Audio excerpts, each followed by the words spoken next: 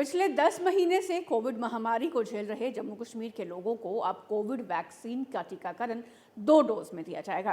पहली डोज के 28 दिन बाद दूसरी डोज दी जाएगी। कोविड वैक्सीन को लेकर शनिवार को सरवाल अस्पताल, सीएचसी बिश्ना और सीएचसी मड़ में पूर्वाभ्यास किया जा रहा है। इसके लिए खासकर आज प्रिंसिपल सेक्रेटरी अटल डुल्लू भी यहां पर मौजूद थे। हर एक केंद्र के लिए 25-25 लाभार्थियों की शिनाख्त की गई है और ये 2 घंटे की प्रक्रिया रहेगी। इसके लिए 5 स्तर से लाभार्थी को गुजरना होगा। जिसे टीका लगाया जाएगा उसे पहले केंद्र पर पहुंचने पर सुरक्षाकर्मी फिर कोविड ऐप में अपने पंजीकरण की जानकारी देनी होगी। वैक्सीन लेने के बाद उसे 30 मिनट के लिए ऑब्जर्वेशन में रखा जाएगा, तभी ये प्रक्रिया पूरी होगी। और ये पूरी प्रक्रिया केंद्र के एक सुपरवाइजर की देखरेख में की जाएगी और उसके ऊपर भी एक सुपरवाइज होगा जो कि इस बात की पूरी निगरानी करेगा कि जिसे वैक्सीन दी गई है वो ऑब्जर्वेशन के बाद व्यक्ति ठीक रहे। तो अब कोविड वैक्सीन को लेकर जम्मू में शनिवार को ये पूर्वाभ्यास किया गया और अब 25 लोगों को ये डोज जो है वो प्रदान की जाएगी। 3 डिस्ट्रिक्ट्स में ट्रायल रन हो रहा है, एक तो श्रीनगर, एक जम्मू और कुलगाम, और इन तीनों ज़िलों में 3-3 सेंटर्स हमने आइडेंटिफाई किए हैं जहां पर ड्राई रन चल रहा है। तो ये ड्राई रन करने का मतलब हमारा है कि बेसिकली देखना कि अपने स्टाफ को तैयार रखना, क्योंकि जैसे वैक्सीनेशन शुरू हो जाएगा तो वैक्सीनेशन के लिए हमारे स्टाफ की तैयारी क्या है, उसके लिए क्या प्रोसीजर फॉलो करना है, क्या प्रोटोकॉल फॉलो करना है, क्या एसओपी फॉलो करना है, सोशल डिस्टेंसिंग कैसे मेंटेन करनी है, कोविन की एप्लीकेशन को कैसे यूज़ करना है, क्योंकि हम सिर्फ उन्हीं बेनिफिशरीज़ को इसमें वैक्सीनेशन करेंगे जो प्री रजिस्टर्ड होंगे। तो उनका प्री रजिस्टर्ड, उनका नाम देखना, वो कंप्यूटराइज्ड है सारा कुछ, वो उसको आईटी प्लेटफॉर्म को रन करके देखना। तो ट्रायल रन करने का आज का मकसद है बेसिकली। इसी के साथ साथ फिर वैक्सीनेशन के बाद कभी कभी कुछ एडवर्स इवेंट्स हो जाते हैं कि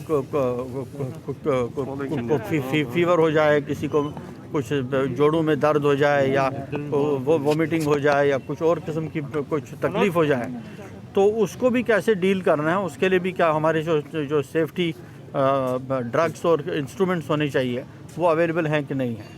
जैसा कि आपने देखा यहाँ पर भी हमने कोशिश की है कि वैक्सीनेशन सेशन पर साइट पर 3 कमरे हों। एक कमरा जो वेटिंग रूम हो, जहाँ पर वेट करेंगे पेशेंट्स, जिनको बेनिफिशरीज जिनको वैक्सीनेशन करना है।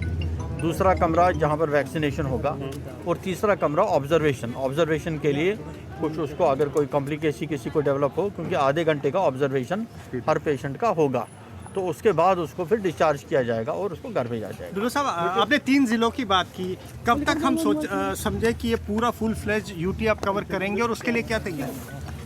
जो वैक्सीन कल ही एक खुशखबरी मिली कि भारत सरकार ने एक वैक्सीन को अप्रूवल दे दिया है। अब हम उम्मीद करते हैं कि वैक्सीन हमको जल्दी से जल्दी मिलेगा और फिर हम वैक्सीनेशन का काम जो है वो ज़ोर शोर से शुरू करेंगे, और मेरी पूरी उम्मीद है कि ये जो है जनवरी के महीने में ही होगा। डुल्लू साहब किस तरह से आप आइडेंटिफाई करेंगे लोगों को जिनको आपने वैक्सीनेट करना है? क्या इसमें कुछ क्राइटेरिया रखा गया? इसमें 4 फेजेज़ में 4 मरहलों में वैक्सीनेशन होगा। सबसे पहले फेज़ में जो हेल्थ केयर के वर्कर्स हैं उनका वैक्सीनेशन होगा जी, ठीक है ना। ये हमारे जम्मू कश्मीर में लगभग 1,06,000 के करीब हेल्थ केयर वर्कर्स जी, तो इनका वैक्सीनेशन होगा। कैटेगरी 2 में जो फेज़ 2 में आएंगे उसमें आएंगे फ्रंट लाइन वर्कर्स, उसमें पुलिस हो गया, आर्म्ड पुलिस हो गया, पैरामिलिट्री फोर्सेस हो गए, म्यूनसिपैलिटी के वर्कर्स हो गए, और उसमें रेवेन्यूज़ डिपार्टमेंट का स्टाफ जो कि कोविड के साथ जिन्होंने जो फ्रंट लाइन पर थे वो हो गए। तो ये लगभग कोई 6-7 लाख के करीब लोग हैं जो बनेंगे। तो इनका वैक्सीनेशन सेकंड फेज़ में होगा। थर्ड फेज़ है जो बड़ा फेज़ होगा, उसमें जो तमाम लोग जो 50 साल की उम्र से ज़्यादा हैं उनका वैक्सीनेशन, या अगर 50 साल की उम्र से कम भी हैं तो उनका अगर कोमॉर्बिडिटीज़ हैं, कोई हाइपरटेंसिव है, डायबिटिक है, या कोई और प्रॉब्लम है, किडनी प्रॉब्लम है, कोई हार्ट प्रॉब्लम है, तो उन लोगों को भी हम वैक्सीनेट करेंगे। और चौथे में फिर जो रेस्ट ऑफ द पॉपुलेशन होगा। तो ये क्या सभी अस्पतालों में होगा या ये कुछ आप निर्धारित करेंगे? नहीं, ये बात है कि अभी हेल्थ केयर वर्कर्स की जो तादाद है ये लिमिटेड है, तो अभी हम प्राइमरी हेल्थ सेंटर एंड अबाउ में पहले करेंगे, लेकिन जब हमको जनरल पब्लिक पर आना पड़ेगा तब हमको सब सेंटर्स पर भी ये हमको सेटअप करना पड़ेगा, क्योंकि नंबर्स पे ज़्यादा गुरु साहब, लेकिन सबसे बड़ा चैलेंज जो है वो सिक्योरिटी का भी बताया जा रहा है, क्योंकि एक साथ मतलब वैक्सीन जब आएगी तो हो सकता है कोई भी वारदात भी हो जाए, तो उसके लिए आप किस तरीके से तैयार हैं? नहीं, उसके लिए तैयार हैं बिल्कुल। हमारा तालमेल है पुलिस डिपार्टमेंट के साथ, लॉ एंड ऑर्डर मशीनरी के साथ पूरा तालमेल है, और बल्कि हर वैक्सीनेशन बूथ पर पुलिस की प्रेजेंस भी होगी, तो ताकि एक तो क्राउड को कंट्रोल करने के लिए, मैनेज करने के लिए, और दूसरा ये स्टाफ को हेल्प करने में कि जो आइडेंटिफाइड बेनिफिशियरीज़ हैं उन्हीं का वैक्सीनेशन हो।